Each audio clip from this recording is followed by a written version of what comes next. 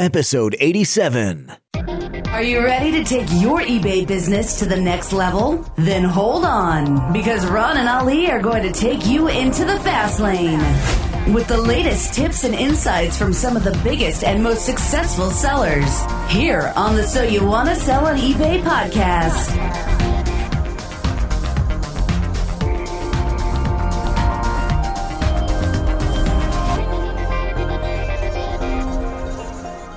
Welcome once again to another episode of So You Want to Sell on eBay. I'm Ron LeBeau. And I'm Ali Young. Hey, everyone. Tonight we have with us Schad VanLeeuwen. Shad, how you doing today, sir? Doing great, guys. Good to be with you.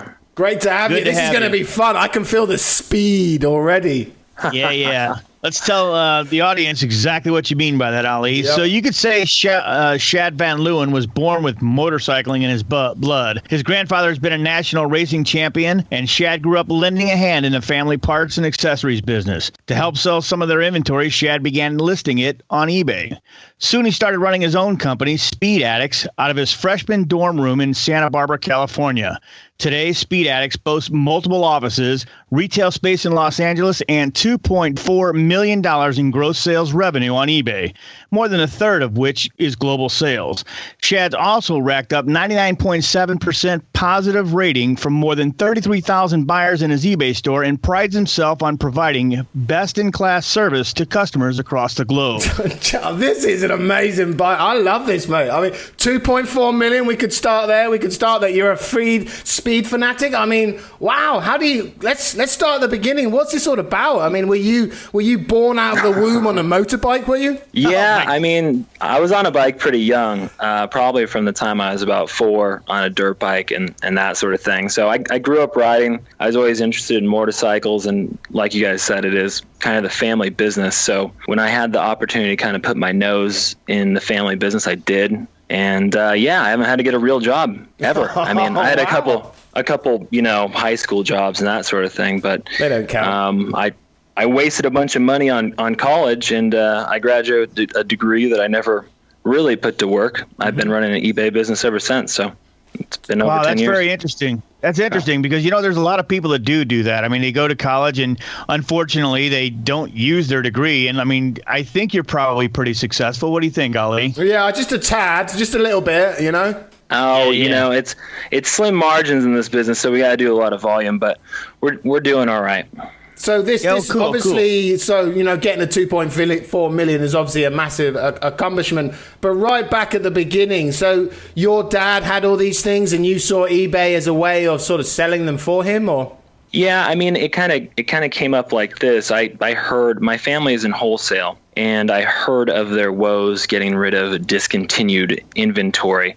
In particular, one that they're having a problem with at the time was old exhaust systems.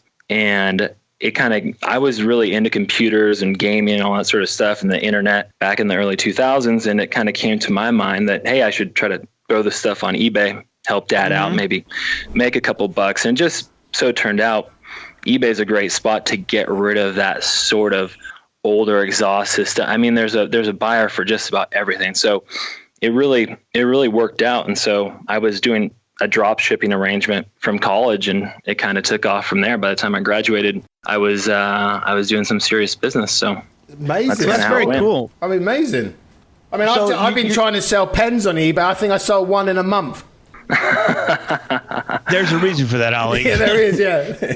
Yeah. So your grandfather was a national racing champion. That sounds pretty cool, and it sounds like a great place to start, right? I mean, that's pretty awesome, man. Did you get to watch him race at all? You know what? Unfortunately, I didn't. By the time I was around, he was retired. But when he retired from racing, he got into the motorcycle business, and so that's how it kind of became the family deal. But we're still, I mean, the whole gang still rides, and we go out and watch races and participate. Although sometimes it starts to feel a little bit like work, and I'm sure other folks, I've talked to other people when their business is pleasure. Sometimes after hours, you want to do something different, So I play hockey too. And a couple of times a week, play some men's league to try to just, do something a little different, not always on two wheels. Right. Well, you insist. It sounds to me like you insist on being in the mix of getting beat up. Yeah. You got to do something to get your blood pumping. Yeah. That's right, man. That's right. No, that's awesome, man. So how many people do you have working for you? So now we have 3 employees. It took me, one big leap was getting real commercial space and kind of getting employees at the same time. And if there's something I could, kind of tell people that are moving in that direction, maybe starting something out of their garage, is that it seems really daunting, to go, well, to be legit, we have to have office space and then employees. And it's kind of a big scary leap.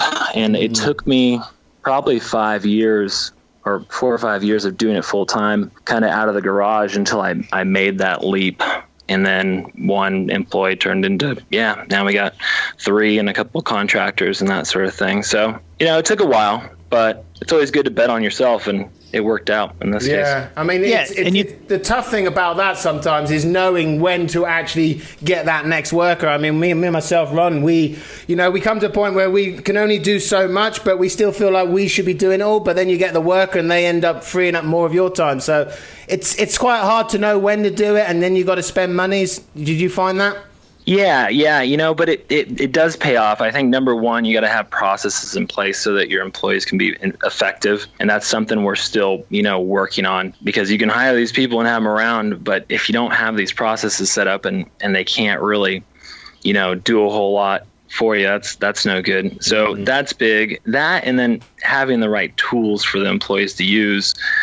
I think if I could have done things again, we kind of got held up with some technology that, like a listing tool that we were using for a long time, that wasn't best of breed. And making the leap to Channel Advisor was another worthwhile investment we made that was scary and expensive, kind of like hiring the first employees, but it paid off.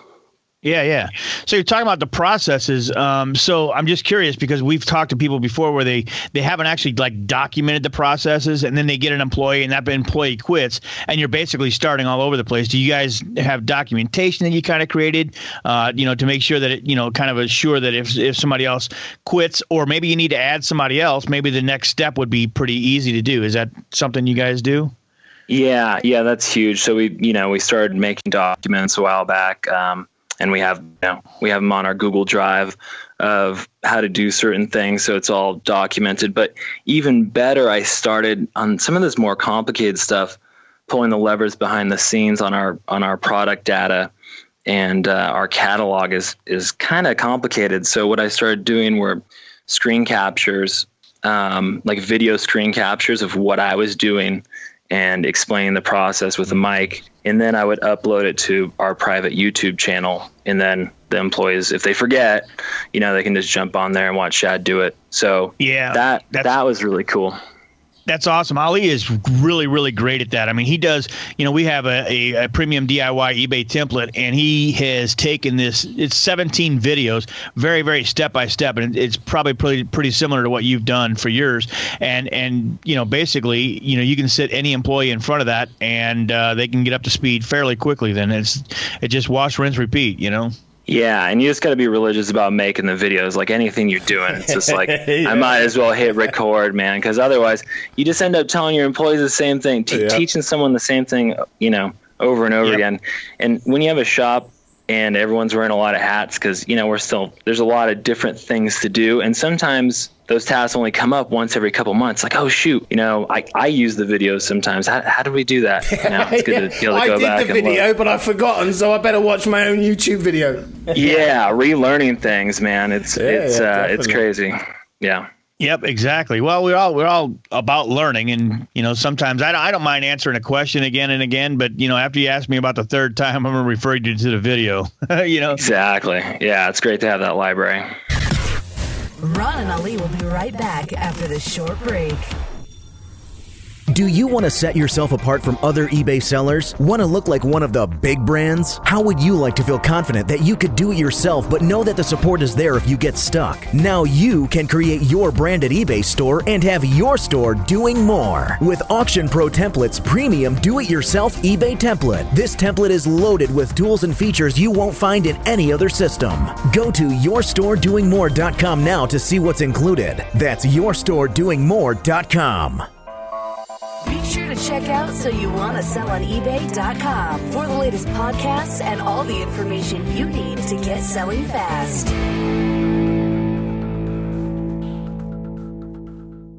I'm looking at your eBay store here, and it's speedaddictcycles.com. I guess that's your website there. But, man, I tell you what, you got a lot of cool stuff, man. And I don't know, if you're a motorcycle rider, I mean, you got all kinds of great stuff for motorcycle enthusiasts. Yeah, we started small, and we've always been good at kind of finding niches.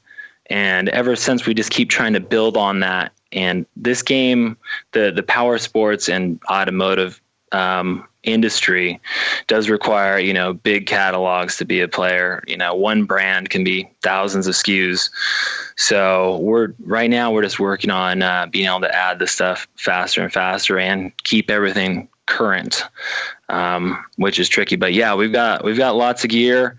And one thing I always tell people, and what we did in the beginning was focus. Don't if you want to be in the automotive eBay business, don't try to throw this huge net and sell everything under the sun at once. Kind of pick and choose your areas to win at. Yeah, that's awesome, man. Good advice, because, a lot of times, you get into this thing and you're just thinking way too big picture. You got to master a few things that are small first, and then, kind of expand on that. Absolutely. You can't win all the wars at once. So it's good to focus. You can if you've got a blowpipe, I find.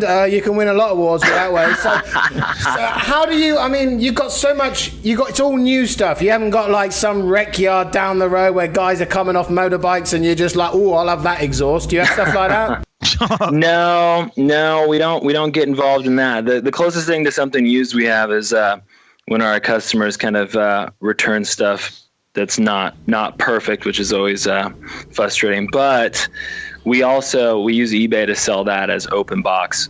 But otherwise, everything's new. Yeah, that's a good strategy we've been using. If something doesn't come back perfect, and we're not going to go to the wall fighting with someone about it, which isn't worth it. It's bad business. I've learned it's tough to you got to learn to not be right all the time. You can't always win, or you're not supposed to try to win with your customers. Just give the customers what they want, move on, list it as an open box or blemish or whatever, and move on with your life. Yeah. And is there health and safety? Have you got any issues like that on eBay? Health and safety? Yeah, this is America. Aren't you all health and safety conscious over there? Oh, you mean as far as like the protective gear and stuff? Yeah, stuff like that. Because in Thailand, you can buy a helmet for $1. And you're going to get $1 worth of helmet, but you've got to have a certain standard, or, you can't have special stuff. We don't sell anything that's not, as far as helmets go, there's some regulations and stuff. We don't sell anything that's not DOT, Department of Transportation, like certified or legal. So, we don't for $1 helmet. Yeah. He's not the place my to go, website is helmetdollar.com. You can check me out there. Exactly. Yeah, no. We don't sell anything like that. But as far as regulations go, there are a few, but it doesn't. We don't run into with helmets. Some other parts. Worry about Ali being a competitor. Yeah. No, I don't think he's going to sell his helmets from Taiwan to California. Brilliant. It's right. So what's your listing process then? I always like this question because I find that a lot of people, they like the ka-chings, they like the sales part, and they even like the sourcing part, but the middle part, it can sometimes get a bit tedious. What's your sort of strategy for taking a picture, getting it on eBay to ka-ching? Yeah. It's not easy, and setting up those processes are key. Being a wizard in Excel is key. I'm kind of talking about managing a lot of SKUs at once. And so being really good in Excel has helped. And now these days, there's so many seller tools and stuff. I think that really helps. We're using Channel Advisor. They have, it's incredible the amount of tools and functionality they offer to kind of do stuff in big chunks and batches. That's what we try to do. We do have a photo studio, but in the majority of cases, we're usually relying on the manufacturers or the suppliers, our vendors, to supply us with photos. Yeah, I was going to say, I mean, I'm looking at your eBay store now, and it is, I'm looking at 3,677 found in helmets. I mean, that's a lot. So, yeah, I would imagine you need some kind of a system in place for that, yeah? Yeah, and we're still improving, and that's kind of been our mission over the last few years, is how to even go faster, because we do have 15,000 active SKUs on eBay right now or something like that. But compared to the big guys, we're kind of middle of the road. Compared to the big guys, I mean, they have hundreds of thousands of SKUs. So we're trying to figure out how to take it to the next level. And yeah, it just really comes down to having these processes and templates all kind of dialed in so that you can do stuff in big chunks and not relearn it every time. Yeah, and I guess because you know the prices of everything, I mean, you do everything. It looks like everything is buy it now with free shipping. Is that accurate? Yeah, most of our stuff is buy it now. In this industry, a lot of it is actually price fixed. So we don't have a lot of say in where we price things. Okay. In our open box stuff, we accept offers, and, every couple months we kind of clean this place out. And if we have stuff that's growing roots, we'll throw it up as an auction style, nice. which happens. I mean, what do you got? Like 17 warehouses in the back garden or something? I mean, this isn't small stuff. We're not talking like stamps here. How do you keep this? Or do you just you order in once you've sold it, or? Yeah, I mean, we do stock a fair amount of stuff here. We don't have a giant facility, but we do stock some things that make sense things that move quickly, things that our vendors sell out of fast, really popular stuff we'll buy and stock. Otherwise, we do some drop shipping. We do some cross-docking, I'll call it, where we order it once we sell it. Yeah. We order it once we sell it. It comes here. We unpackage it, repackage it, and then ship it from here, which is kind of nice because it's usually cheaper than drop shipping. And it usually means we get to kind of control what the packaging looks like and packing slips and all that sort of stuff, what goes in the box. That doesn't slow the shipping down, though? It slows it down a day. We only do it with suppliers that are nearby, and so it'll slow it down a day. But on the cheaper stuff that doesn't make sense to drop ship, it's kind of the best option. It's time for a quick break, but the guys will be right back here on the So You Want to Sell on eBay podcast. What's more exciting than starting your own eBay empire with one of Auction Pro Template's custom eBay store and listing template packages? How about saving yourself $200 when you do it? That's right. Right now, you can take advantage of starting your own totally custom eBay store for the insanely low price of $697 when you use promo code SAVE200 during checkout at AuctionProTemplates.com. You still get all of the amazing features and benefits as before, like a custom designed eBay store and matching custom eBay listing design, video tutorials, software, custom branding, 1-year free hosting, and so much more. But now you get to save yourself $200 doing it. So celebrate the start of something awesome with $200 in savings when you order your very own custom eBay store and listing template package. Go to AuctionProTemplates.com and check out all of the features and benefits of having a totally custom eBay store and use promo code SAVE200 today.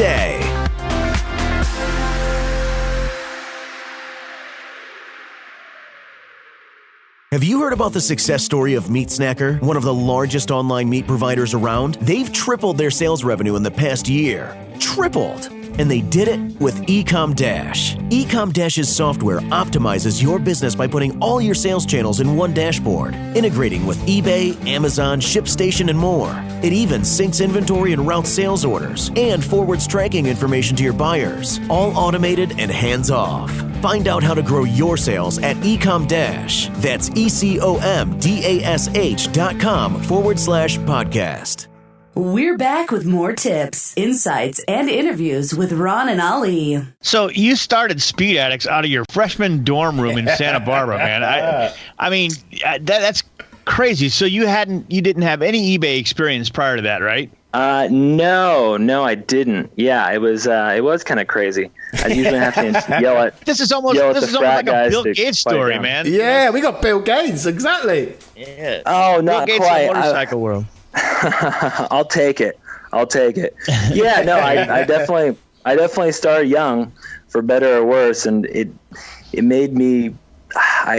I did kind of neglect my studies a bit. I was so excited running this eBay business and making some serious cash that, C's got degrees, but I made it out of there. And, I used some of the stuff I learned there, but yeah.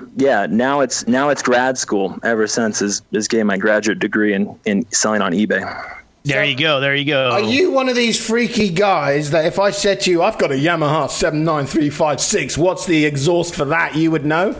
No, I'm not that technical. I have a guy, though. We all have a guy who knows a guy who knows a guy. The guy you're talking about is the parts guru. We call him the parts guru, Mr. Right. Bill, the parts guru. But no, I leave that to other people who are just, they have more years in the business. One of the things that one of my mentors, Jim Cochran, always says is only do the things that only you can do. And, and that Mr. Bill guy, I guess, is that guy for you. I mean, that's awesome. Mm-hmm. I bet you could have some fun conversation. I would be testing him. I would be like, you're the guy, you Bill. You're the guy. All right, well, check this out. What's the answer to this, baby? Yeah, no, he's a tough guy to stump, that's for sure. But no, you're right. I have to leave room in my brain to just dream about Excel spreadsheets because that's pretty much all I have room for. So that's a really important key in all of this, is it? Sort of having that data, sort of knowing what you bought, what you're selling for. Because I find myself with that sort of stuff, I can do it really well for a couple of weeks and then suddenly I get a little bit bored. Oh, man. Yeah, the burnout factor is huge. When we moved platforms from our old e-commerce provider, I mean, we're selling on eBay, Amazon, and our website. And so, you have this set of product data and it's got to tell, the product what to do in kind of 3 different places. So it's a lot of data, and we had to move platforms. And yeah, it was major burnout, and it can be. You got to take breaks and try to do. When I'm burnt out with that stuff, I do like to do the product photography. I feel like it's a good break. Mm-hmm. I get in the studio and take some pictures of new helmets and stuff like that. So I think that's cool. A good idea. Yeah. I mean, seriously, this is, Speed Addicts has just grown. It looks like it's just grown into something, obviously it's step by step, right? So if you're out there listening and you just started your eBay business, I mean, really, Speed Addicts started out of a dorm room. I mean, and he's up to over $2 million right now. So what I'm saying is anything is possible in eBay. I mean, you can really do anything you need to or want to. I mean, most people actually start out of, selling things around their home, but you had, in your blood, as you say, the motorcycle industry, and, you kind of picked up on it and took off. Yeah, this technology is really lowered the barriers to entry. Anyone can be in business kind of overnight. And I think the key should be. And I think the key is, and I know people that are moonlighting doing this, friends, and they come to me and kind of ask me questions. It's just, I think the key is finding the right industry or place, and everyone has some sort of connection to some sort of industry or product in some way, or at least an interest, right? If you're not into motorcycles, maybe you're into hockey and you want to start selling hockey equipment. It just so happened I was close to the motorcycle busince, so I had some insights there. I could vision you being a knitter. No, Shad's crochet. On a dirt there bike, you go. World record, driving a motorbike no-handed while knitting a jumper. I don't see it in my future. Okay, yeah. Probably not, right? Probably not. Although I would like to make my own products. Selling other people's stuff is tricky. A lot less margin in it. So anyone that has an idea for a device or something they're making out of the garage, more power to them. And do you have coffee holders, stuff like that? The essentials for, when you're driving a motorbike, you got that coffee holder you can keep your espresso in? I think I've seen a few of those floating around LA, but no, we don't sell those yet. No. Okay. Yeah, Ali, these are dirt bikes. They're a little bit different than the street bikes that you're talking about, right? Yeah, these 200 kilometers an hour. You don't really want to be drinking an espresso anyway, do you? These are not Honda Gold Wings, man. All right. Jeez. Wow. Yeah, I mean, we sell stuff for a little bit of everything, but yeah, it's crazy what they're coming out with these days. I mean, I've just seen some previews for helmets that have, heads-up displays with your GPS all, being projected inside your visor and, wow. Unreal. reading your text messages right there. So the other thing about it, I mean, the GoPro helmets are really cool around here in St. Louis. I see a lot of bikers riding around with these GoPro helmets. Do you guys carry those? Oh, with the GoPro cameras, GoPro, yeah, it's huge. The guys commuting now, they love to wear them. I think kind of as a insurance policy, a lot of these bikers, people don't look for them and they get taken out. And I think they like to have evidence of what happened, assuming it's in their favor. So those are really popular. We're working on becoming a GoPro dealer as we speak. Oh, wow. But GoPro is one of those brands that is very particular about who is buying and selling their products. And, I think that kind of raises a big issue that we run into over the years is certain brands, discouraging eBay or not selling to you at all if you sell on eBay. So I think that's a challenge that some people might be running into these days, and we certainly have. Right. I know, some companies for some reason believe that, like, if you're selling on eBay, you're downgrading their product. It's like, no, really. I mean, it's just not true, right? I mean, there's a lot of, really awesome products, obviously, on eBay, and some companies feel like they don't want to have their product, sold on eBay for that reason. Yeah, we've had a couple over the years actually, forbid eBay, and they've actually a few of them have come back. It's hurt their sales after they said, hey, you can't sell our stuff on eBay or maybe Amazon. And a couple of years went by and they basically come back and turn it back on. They realize that it's not what they thought it was. I think as eBay kind of moves, from what I can see, they're kind of moving closer towards an Amazon model. Not completely, but I think people are knowing it as a place to buy new stuff, these fixed price type listings and having a shopping experience for new goods, whereas back when I started, eBay is where, you sold secondhand stuff. Usually that's what came to mind for most people. So I think as that happens and as it's happened over the past couple of years, eBay's recognized as a more legitimate marketplace, for lack of a better word. Yeah, I mean, I think that eBay has totally kind of got the message that, Amazon is successful because of what they're doing. I think eBay is really kind of making strides to work toward that. And they're doing a really good job, actually. I think they're doing a really good job. I hope they keep it. I mean, I hope they keep it in the sense of what they're doing, because the thing on Amazon that doesn't let you can't sell this secondhand stuff. You can't sell like your granny's old shoes with holes in it. That's what eBay's always had the appeal for. I can put whatever I want on there and flog it.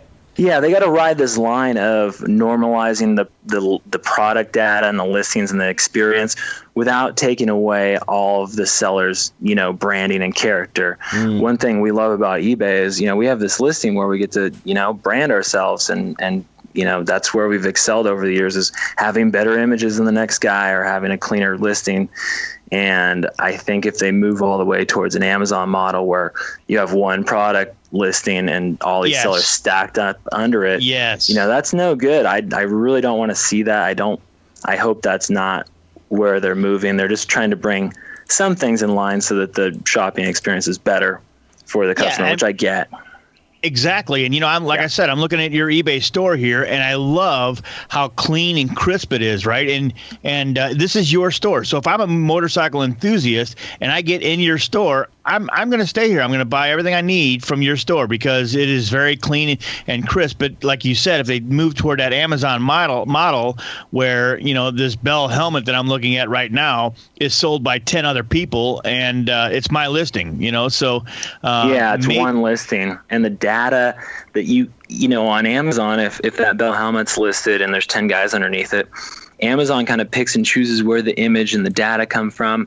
And at the end of the day, you can't control it. And half the time it's inaccurate and just, it's a big mess. So having that individuality and the control of what your listing looks like on eBay is awesome. It is indeed. Yeah, there's something to be said about the pride of your store here too. I mean, like I said, your store looks really, really awesome. It's speed-addict-cycles on eBay, guys. If you're out there and want to look at it, it's a really clean store. What cycle? I thought cycles were like push bikes. Shouldn't it be motorcycles? Well, that would be really long. Speed Addict motorcycles. Then our domain. Then typing my email address is gonna take you all day. It'd be an hour. It'd be an hour long. Yeah, Ali's got speed-addict-elephants over there inside. Yeah, well, slow-addict-elephants, I think it is. You know. Yeah. So where are you going to be? Let's get down to the nitty gritty here. Enough of my elephants. Where are you going to be in the future here, Schad? What are we going to be looking out for?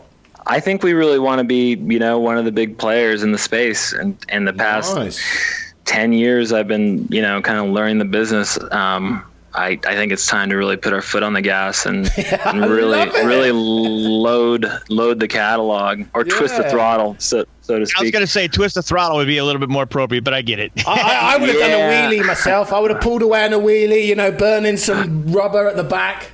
Yeah, so we're going to wheelie right out of here. But I think, these past years have taught me a lot. I think we're ready to really turn it up, and we're finally able to afford the tools and the people to take it to the next level, and that's kind of what we've been waiting for. So things are kind of lining up.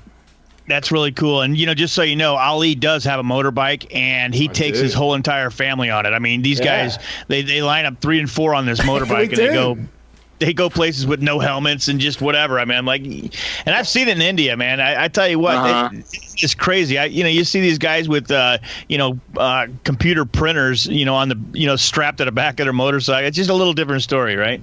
Yeah. If we're going to do a little PSA on motorcycles real quick, if you go to South America or where he's at in Thailand or something, you'll see the whole family riding on the bike, on the way to school or work or whatever. And they do just fine. One problem the motorcycle industry is facing in America is that everyone's mother has been telling them that they're going to die if they touch a motorcycle. Oh, geez. And so getting the millennials on bikes is really proving difficult. And Harley and these other guys are really trying to figure out the formula because people have been scared out of motorcycle riding. So, absolutely, man. Come to Speed Addicts, buy the right gear. You'll be fine. There you go. That's the floor. There you go. That's it. Or if you want a $1 helmet, come see Ali, and we'll sort that out. That's pretty. I mean, I can't believe it. The time's flown by here, and we've got to get you back on here. It's just great chatting with you. You got some great products here. I can tell you've put a lot of love into this thing, a lot of hard work, a lot of trial and error. But it's proof that it works, isn't it, Ron? That if you really just sort of invest the time, go for this as a business, and that's the thing we're sort of emphasizing here. This isn't just you hanging around your sofa on a Saturday night putting up some products. This is a full-time business that you can actually get successful like Schad has. So, Schad, thanks so much for joining us. I really enjoyed it. Absolutely. It was great to be with you guys. Thanks for having me tonight. Yeah, we'll post all the notes from today's interview on our show notes page, which can be found at www.soyouwantasellonebay.com/show notes. Schad, before you speed off on your massive ninja there, how can we get hold of you? How can the world contact you? The best way to do it is probably jump on the Speed Addict Cycles Facebook page. We check that all the time. So if you want to get a hold of me, that's the place to look. Cool. Awesome. Just out of interest, someone like you, do you have like a ringtone that goes anything like that, or no? No. That would drive, like I said, off the clock. Not racing. trying to slow down a little bit sometimes. Oh, that's it. Yeah, I forgot that part. Yeah, we always forget that part. We want the exciting part. So that would be instead of ka-ching, it'll be zoom. That's another sale. Yeah. That'd be brilliant. Okay. I love it. I need to get that. Can you guys get that audio clip for me, and I'll upload it to my phone. I will. I'll go out and do it on my motorbike right now. Okay. It won't be zoom. It'll be more like probably, but we're working it. Thanks once again for joining us today, Schad. We really enjoyed it. From everyone here at So You Want to Sell on eBay, I'm Ali Young. And I'm Ron LeBeau. That's all for this episode of So You Want to Sell on eBay. Be sure to check out our next episode or any past episodes by going online to soyouwantasellonebay.com. Also, be sure to follow us on your favorite social media sites, facebook.com/So You Want to Sell on eBay, and Twitter @Your eBay Podcast. Thanks for listening, and until next time, happy selling. Have an idea for a topic or know someone who would like to be on the show? Let us know. Just go to www.soyouwannaselloneebay.com/interview. We look forward to hearing from you. This podcast was produced in part by Pro Voice Works.